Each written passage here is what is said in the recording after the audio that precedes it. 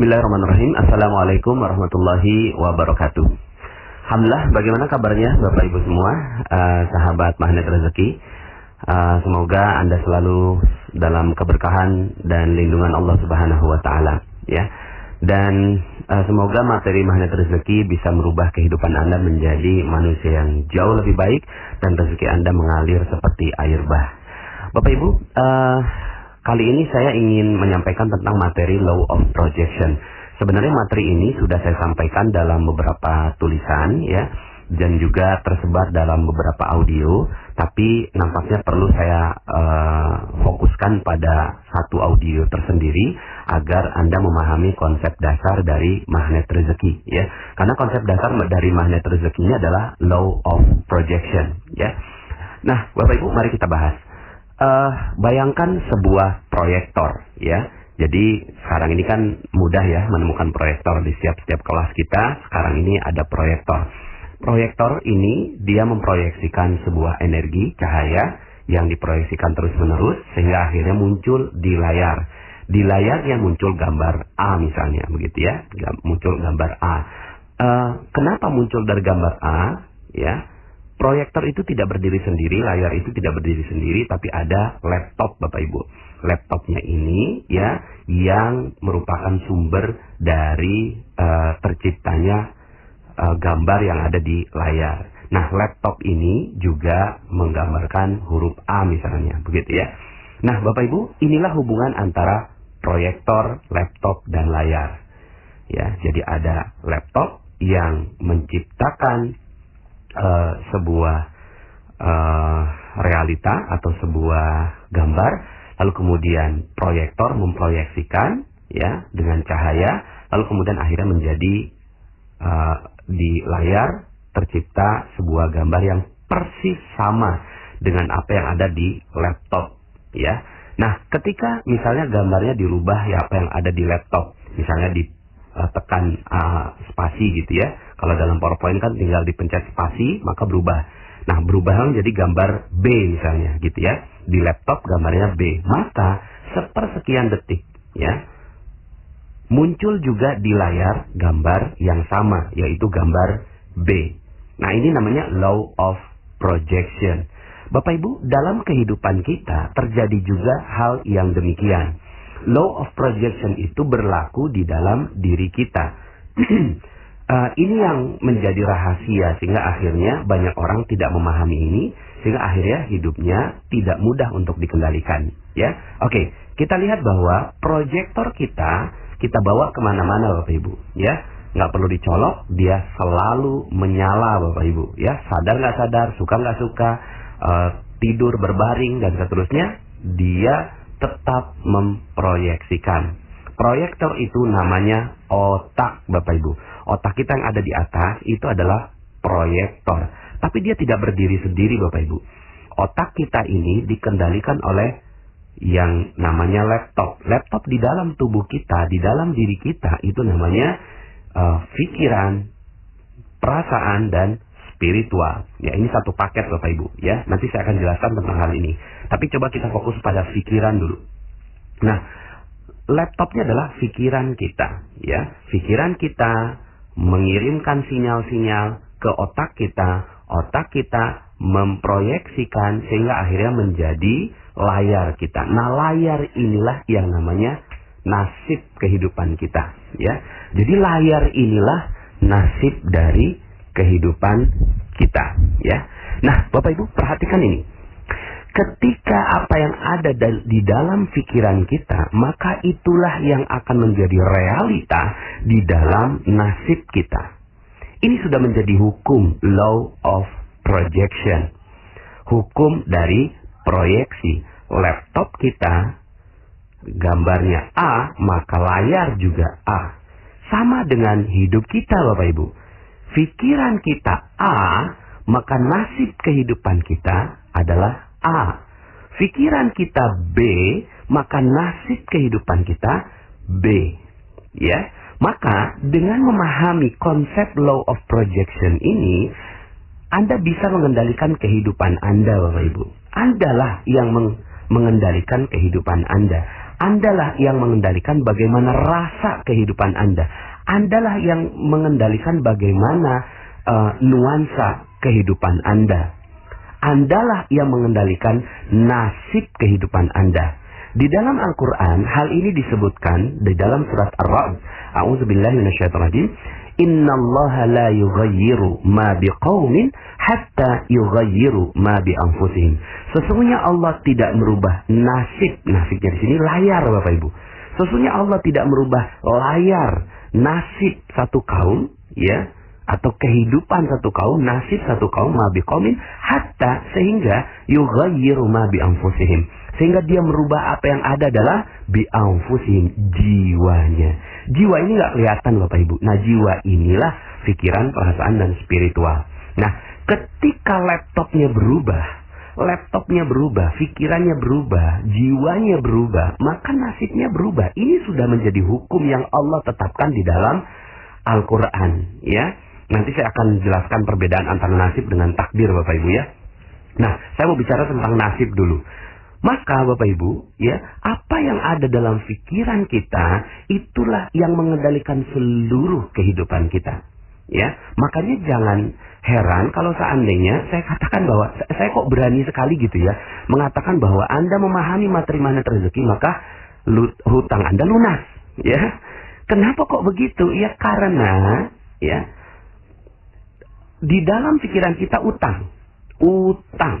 Lalu kemudian dia diproyeksikan oleh otak kita, utang, sehingga akhirnya apa yang terjadi? Yang terjadi adalah di dalam nasib kita terus-menerus berhutang. Itu yang terjadi, gitu ya. Itu yang terjadi. Siapa yang menciptakan dan mengkreasikan utang itu? Kita sendiri yang mengkreasikan itu, sehingga akhirnya orang yang terus berpikiran utang seperti ini, yakin Bapak Ibu, hakul yakin sampai meninggal dunia dia utangnya nggak akan pernah lunas, Bapak Ibu. Ya, kenapa? Karena diproyeksikan di dalam pikiran kita, diciptakan di dalam pikirannya, lalu diproyeksikan oleh otaknya, sehingga akhirnya menjadi nasibnya. Maka pikiran kita ini nggak bisa dilawan. Yang bisa kita lakukan adalah men-switch atau merubah, ya, merubah dari energi yang tidak positif menjadi energi yang positif, dari energi yang kesannya rendah, ya, menjadi energi yang tinggi, ya. Maka apa padanan kata dari utang? Utang ini rendah sekali, hina, tidak mampu, sepertinya tidak bisa berbuat apa-apa. Maka switch, Bapak Ibu. Apa yang ada dalam pikiran kita switch menjadi amanah, gitu ya. Anda tolong bisa dengarkan audio saya kembali, lunas hutang seketika, ya. Nah, Bapak Ibu, dengan men-switch ini, maka apa yang ada dalam pikiran Anda yang tadinya utang, Anda tekan spasinya menjadi amanah. Lalu kemudian pikiran Anda, otak Anda memproyeksikan amanah. Maka yang terjadi adalah di dalam layar nasib kita, itu yang terjadi adalah amanah yang bertubi-tubi datang pada diri Anda. Nah, mungkin sekarang ini adalah amanah berupa titipan uang orang 200 juta. Lalu kemudian setelah itu, karena Anda terus memproyeksikan amanah, maka yang datang pada kehidupan Anda adalah amanah berupa karyawan yang jujur, kemudian supplier yang baik hati, konsumen yang setia dan loyal, gitu ya, dan seterusnya. Nah, Bapak Ibu, Anda bisa menjadikan law of projection ini dalam semua lingkup kehidupan Anda. Misalnya bagi Anda yang tinggal di Jakarta misalnya, jalanannya macet gitu ya. Nah, macet itu Bapak Ibu adalah apa yang ada dalam realitas gitu ya. Nah, ini saya jelaskan tentang realitas. Realitas itu ada dua, Bapak Ibu. Satu, realitas sekunder, dan yang kedua adalah realitas primer. Realitas sekunder kita adalah apa yang ada dalam, apa yang Anda lihat ketika Anda membuka mata, itulah realitas sekunder. Itulah layarnya, Bapak Ibu. Ya, coba sekarang Anda tutup mata, ya, maka Anda fokus dengan yang namanya realitas primer. Realitas primer itu, ya, tidak terpengaruh dengan realitas sekunder. Realitas primernya Anda yang bisa kendalikan. Realitas sekundernya ya itu tercipta. Jadi kalau realitas primernya A, maka realitas sekundernya A. Seperti dalam hukum law of projection.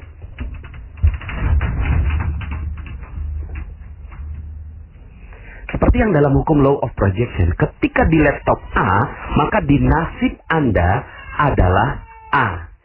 Di realitas primer Anda macet, maka realitas sekunder Anda macet. Sehingga akhirnya hidup Anda jadinya macet. Dan saat itu kita sedang berdoa Bapak Ibu, ya Allah macetkan hidupku, macetkan rezekiku, macetkan kebahagiaanku, macetkan keharmonisanku. Sehingga akhirnya yang terjadi Bapak Ibu betul-betul macet. Semuanya, proyeknya macet. Ya, proyeknya macet, rezekinya macet, semuanya macet. Lalu apa yang harus kita lakukan? Ya switch Bapak Ibu, pencet ya spasinya. Tombol spasinya dipencet dengan penuh. Ya, ketika realitas primer kita menyebut penuh, ya, maka sebenarnya kita lagi memproyeksikan, ya Allah penuhkan hidupku, penuhkan rezekiku, penuhkan kebahagiaanku, penuhkan keharmonisanku dan seterusnya. Sehingga yang terjadi di dalam realitas sekundernya terjadi adalah penuh Bapak Ibu. Sehingga akhirnya semua kehidupan Anda penuh dengan kebahagiaan, ya. Maka dengan konsep ini, ya, Anda bisa kendalikan seluruh kehidupan Anda. Apapun realitas sekundernya, apapun realita, ya katanya realita, tapi kalau saya menyebutnya itu realitas sekunder. Apapun realitanya, ya, apapun faktanya, Anda bisa merespon dengan tepat Bapak Ibu.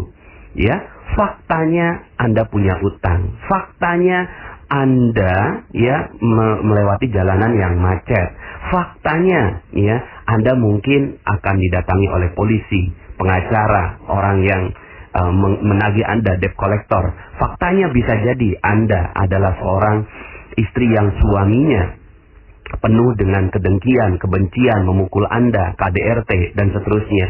Faktanya bisa jadi anak Anda kena narkoba. Faktanya bisa jadi Anda dilahirkan dari seorang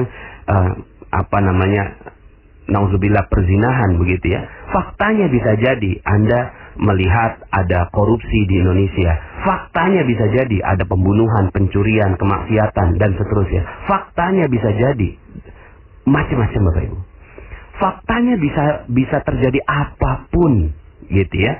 Faktanya bisa terjadi apapun dalam realitas sekunder Anda. Tetapi di dalam realitas primer Anda yang ada hanya boleh kebahagiaan, keharmonisan, kecintaan, ya, dan energi-energi yang positif. Kalaulah sudah ada realitas sekunder, realitas primer yang demikian di dalam pikiran Anda, maka yang terjadi adalah hidup Anda sudah bahagia Bapak Ibu. So what gitu loh. Mungkin sekarang ini Anda akan didatangi oleh banyak orang untuk menagih hutang Anda, tapi kemudian Anda tarik nafas, Anda cool di dalam pikiran Anda bahwa Anda adalah orang yang baik hati, Anda adalah orang yang amanah, Anda adalah orang yang jujur, Anda adalah orang yang penuh cinta kasih, Anda adalah orang yang bahagia, Anda menyebarkan kebahagiaan buat orang lain. Maka orang yang nagih di depan Anda itu akan kebingungan Bapak Ibu. Percaya saya. Orang yang akan nagih gitu ya, debt collector itu kerasa energi apa yang ada di dalam realitas primer Anda. Ya, maka penting sekali menjaga realitas primer ini, ya. Penting sekali menjaga realitas primer ini. Nah, persoalannya begini Bapak Ibu. Otak kita selain memproyeksikan, dia juga menyerap. Dia menyerap 2 juta informasi per detik, ya. 2 juta informasi masuk per detik, lalu kemudian dia diproyeksikan. Itu kerja otak kita Bapak Ibu. Nah, dia masuk Bapak Ibu, masuk 2 juta informasi per detik. Sadar nggak sadar, suka nggak suka, mau nggak mau, ya, terpaksa nggak terpaksa, itu masuk 2 juta informasi per detik. Contoh, misalnya Anda atau siapalah begitu ya, suka dengan menonton film horor, ya. Dia suka menonton film horor, maka yang dia tonton terus gitu ya, setiap hari dia nonton film horor, maka masuk 2 juta informasi per detik. Di dalam pikirannya, ya, akhirnya yang terjadi adalah semua dunia horor. Masuklah dalam realitas primernya dia. ya, masuk di dalam realitas primernya dia bahwa hidup adalah penuh dengan horor. Dia percaya ada kuntilanak, ada sundel bolong, ada buto ijo, ada genderuwo dan seterusnya. Dia percaya, believe dalam realita primernya dia. Maka yang terjadi adalah ketika dia lewat jalanan gelap, Bapak Ibu, maka apa yang terjadi? Yang terjadi adalah realita primer itu muncul menjadi realita sekunder yang memunculkan rasa takut, sehingga akhirnya dia takut. Aduh, ada kuntilanak nggak ya? Ada genderuwo nggak ya? Ada sundel bolong nggak ya? Padahal Bapak Ibu, mana itu semua? Nggak ada. That's not real, nggak nyata seperti materi jeruk nipis yang saya sampaikan. Makanya kenapa kok ya setan di setiap daerah itu berbeda-beda, Bapak Ibu? Ya, itu yang tadi saya sebutkan, itu setan khasnya Indonesia, Bapak Ibu ya. Itu kan dia masuk ya film-film horor di dalam pikirannya. Tapi coba kalau Anda ke Cina, ya, setannya lucu, Bapak Ibu, loncat-loncat gitu ya. Loncat-loncat kita gitu ya. Nggak masuk dalam realitas primer kita itu, loncat-loncat mengerikan. Tapi di orang yang ada di dataran Cina gitu ya, ngelihat ada orang yang loncat-loncat lalu kemudian tangannya lurus ke depan, itu takut, Bapak Ibu, ya. Kemudian juga kalau kita ngelihat ada Dracula gitu ya, Bapak Ibu ya, pakai tuxedo gitu ya, rapi gitu ya, penampilannya bagus gitu ya. Itu awal-awalnya kita juga nggak terlalu takut loh. Yang mana setannya? Setannya kalau di kita kan setan tuh kutip anak gitu ya. Tapi kok di Barat setannya berbeda, Bapak Ibu. Setannya berbeda. Kenapa? Karena realita primer yang diciptakan itu berbeda, ketakutannya berbeda, skala ketakutannya berbeda. Maka ya, orang-orang yang suka nonton film horor, realita sekundernya akhirnya juga demikian, yaitu nasibnya dia. Sama dengan orang yang suka nonton infotainment, Bapak Ibu. Ada artis yang suka kawin cerai yang ditonton, itu realita orang lain capture pakai framing media gitu kan. Framing media lalu kemudian masuk dalam pikiran kita, masuk dalam primary reality kita ya. Lalu kemudian akhirnya nasibnya kita, bawaannya ketika ada konflik sama suami, pengennya cerai aja. Kenapa? Karena ngerujuk ke infotainment yang episode 42 begitu ya. Nah, Bapak Ibu yang dirahmati Allah Subhanahu wa taala, akhirnya yang perlu kita perhatikan adalah supply informasi yang masuk dalam diri kita, Bapak Ibu ya. Seperti misalnya kalau Anda nonton berita itu ada adagium ya yang menyebutkan bahwa bad news is a good news. Berita yang tidak baik itu pantas untuk diberitakan. Contoh, wali kota digigit anjing itu bukan berita. Tapi wali kota menggigit anjing ini baru berita. Akhirnya itu yang di framing sama media, di capture sama media, lalu kemudian akhirnya setiap orang yang menonton televisi jadi aneh. Kenapa? Karena ya kejadian selevel wali kota menggigit anjing itulah yang ditonton terus menerus. Makanya waktu itu pernah ada, Bapak Ibu, teman saya yang WA saya, Panas, saya mau ke Depok tapi kok saya takut ya. Kenapa takut? Karena di Depok banjir. Loh, banjir? Kalau di Depok banjir bagaimana Jakarta?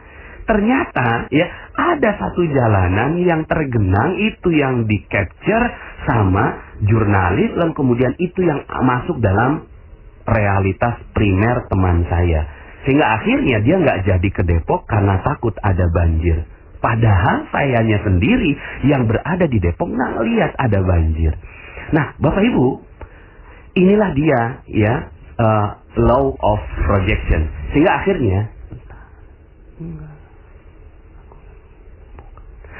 akhirnya yang terjadi pada diri kita adalah ya hukum law of projection ini berlaku setiap hari, Bapak Ibu.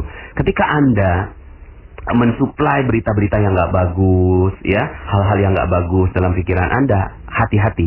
Itu akan masuk menjadi primary reality Anda atau realitas primer Anda, dan akhirnya menjadi nasib Anda. Nah, sekarang ini Bapak Ibu, yang perlu Anda kendalikan adalah bagaimana realitas primer Anda adalah bagus, luar biasa, sehat, bahagia, senang, harmonis. Apapun fakta yang di luar yang terjadi, itu udah nggak penting, Bapak Ibu. Sudah tidak penting. Yang penting adalah bagaimana pikiran Anda selalu memandang yang positif. Perasaan Anda positif. Spiritual Anda positif. Ketika itu yang terjadi, maka rezeki Anda akan mengalir dengan deras. Sederhana sekali Bapak Ibu, ya. Seperti yang saya sampaikan dalam materi sebelumnya bahwa rezeki itu adalah energi baik, ya. Ketika dalam tubuh kita seluruhnya energinya baik, maka rezeki akan datang otomatis. Rezeki akan datang pada diri kita, ya. Rezeki akan datang pada diri kita ketika energi kita adalah energi yang baik. Tapi ketika energi kita bercampur dengan energi yang tidak baik, rezeki nggak akan datang pada diri kita. Maka sederhana sekali, rubahlah apa yang ada dalam pikiran kita, perasaan kita, spiritual kita, maka nasib kita pun akan berubah. Nah, terakhir, penjelasan tentang takdir dan nasib. Banyak orang yang bilang begini, Pak Nas, kan Allah udah takdirkan, rezeki udah ditakdirkan, jodoh udah ditakdirkan, yang lain udah ditakdirkan. Iya, itu mah ilmunya Allah, ya. Saya ingin membatasi ini, ya. Saya tidak akan menjelaskan panjang lebar tentang hal ini. Kenapa? Karena itu udah merupakan sifat Allah yang kita pelajari, bahwa Allah memahami seluruh takdir-takdir kita, bahkan takdir kita sudah ditetapkan di dalam Lauhul Mahfuz, ya. Sudah ditetapkan di dalam Lauhul Mahfuz, ya. Sudah ditetapkan itu semua di dalam Lauhul Mahfuz, bahwa Allah Maha mengetahui segalanya. Pertanyaannya, apakah kita udah tahu rezeki kita? Apakah kita udah tahu nasib kita? Apakah kita udah tahu jodoh kita? Tidak. Makanya kata Allah, itu kan la yus'alu amma yaf'al wa hum yus'alun. Kamu tidak akan ditanya tentang la yus'alu amma yaf'al. Allah tidak akan ditanya tentang apa yang dia perbuat. Wahum yus'alun, tapi kamu akan ditanya, kenapa kok nasib kamu miskin? Kenapa kok nasib kamu penuh hutang? Kenapa kok nasib kamu tidak bahagia? Kenapa kok nasib kamu rendah? Kenapa kok nasib kamu hina? Itu yang akan ditanya oleh Allah Subhanahu wa taala. Ya, jadi takdir berbeda dengan nasib. Nasib kita bisa kendalikan Bapak Ibu, karena itu Allah yang memberikan kemampuan law of projection untuk kita. Jadi, merubah nasib Anda sederhana Bapak Ibu. Rubahlah apa yang ada dalam pikiran Anda, semudah merubah laptop. Rubahlah apa yang ada dalam pikiran Anda. Pokoknya semua pikiran Anda yang positif, bagus, semuanya hebat, luar biasa. Anda adalah orang yang hebat, Anda adalah orang yang luar biasa, Anda adalah orang yang penuh amanah, penuh rezeki dari Allah, Anda adalah orang yang mulia, Anda adalah orang yang bahagia. Maka itulah nasib yang akan terjadi pada kehidupan Anda. Oke? Semoga ini bisa membuat hidup Anda menjadi jauh lebih indah lagi, ya. Saya Nasrullah, sampai jumpa dalam audio-audio berikutnya. Assalamualaikum warahmatullahi wabarakatuh.